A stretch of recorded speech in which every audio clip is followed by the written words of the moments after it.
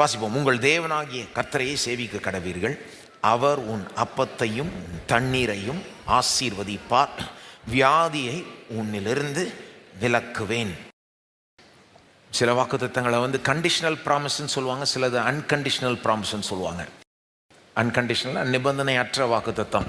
நான் உன்னை விட்டு விலகுவதும் இல்லை, உன்னை கைவிடுவதும் இல்லை, எல்லாம் நிபந்தனை இல்லாத, நோ கண்டிஷன். நீ மரியாதையாக இருந்தா நான் உன்னை விட்டு விலகு அப்படி சொல்ல, நான் உன்னை விட்டு விலகுவதும் இல்லை, உன்னை கைவிடுவதில்லை, அவ்வளோதான், முடிஞ்சது. ஒருபோதும், நெவர். Unconditional promise.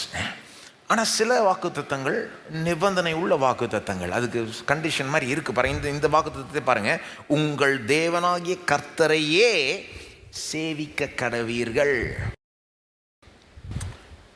அப்படி சேவிக்கும் போது அவர் உன் அப்பத்தையும் உன் தண்ணீரையும் ஆசீர்வதிப்பார், வியாதியை உன்னிலிருந்து விலக்குவேன். அல்லது இன்னொரு உதாரணம் எடுங்க, இதை விட இன்னும் கிளியர் உதாரணம். மத்தேயு 6:33, Matthew 6:33 வாசிக்கலாமா? முதலாவது தேவனுடைய ராஜ்யத்தையும் அவருடைய நீதியையும் தேடுங்கள், அப்பொழுது இவைகள் எல்லாம் உங்களுக்கு கூட கொடுக்கப்படும். என்னத்தை பற்றி பேசுகிறார்? இவைகள் எல்லாம்னா இந்த கான்டெக்ஸ்டில் போய் பார்த்தீங்கன்னா, எண்ணத்தை புசிப்போம், எண்ணத்தை குடிப்போம், எண்ணத்தை உடுத்துவோம் என்பதை குறித்து கவலைப்படாதிருங்கள்.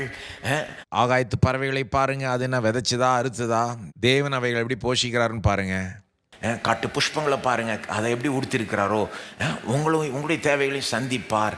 புறஜாதிகளை போல ஜெபிக்காதீங்க, எனக்கு இது வேணும் அது எப்போ பார்த்தாலும் ஜெபத்தில் எனக்கு நீங்கள் உங்களுக்கு என்ன வேணுன்றது அவருக்கு முன்னாலேயே தெரியும்னு சொல்கிறார். இதுக்கு முந்தின வசனம்லாம் வாசித்து பார்த்தீங்கன்னா அப்புறம் சொல்கிறாரு, நீங்கள் என்ன செய்யணும்? உடன்படிக்கையின் மக்கள், தேவனுடைய பிள்ளைகள் என்ன செய்யணும்? இது இருக்குமா, இது இருக்காதா, இது என்ன சாப்பிடுவேன், எப்படி சமாளிப்பேன் கவலைப்பட்டு இருக்கிறத விட முதலாவது எல்லாம் சொல்லுங்க, முதலாவது தேவனுடைய ராஜ்யத்தையும் அதனுடைய நீதியையும் தேடுங்கள், அப்பொழுது எல்லாம் சொல்லுங்க, அப்பொழுது. Conditional promise. எல்லாருக்கும் இன்னும் எல்லாமே கொடுக்கப்படாது. அப்பொழுதும் இவைகள் எல்லாம் உங்களுக்கு கூட கொடுக்கப்படும்ன்றது யாருக்கு பொருந்தும்? முதலாவது தேவனுடைய ராஜ்யத்தையும் நீதியையும் தேடுகிறவர்களுக்கு தான் பொருந்தும் பாருங்க. அப்போ ஆனால் அந்த வாக்குத்தத்தத்தை பார்க்குறப்போவே நமக்கு அந்த கண்டிஷனை ஃபுல்ஃபில் பண்ணணும் போல தோணுது இல்லை, நம்மளை மோட்டிவேட் பண்ணுது.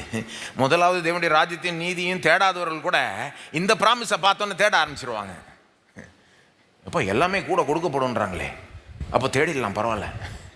மற்றது ரெண்டாவது வை, முதல்ல தேவனுடைய ராஜ்யத்தையும் சொல்ல போனால் that is one way God motivates us to do what he wants.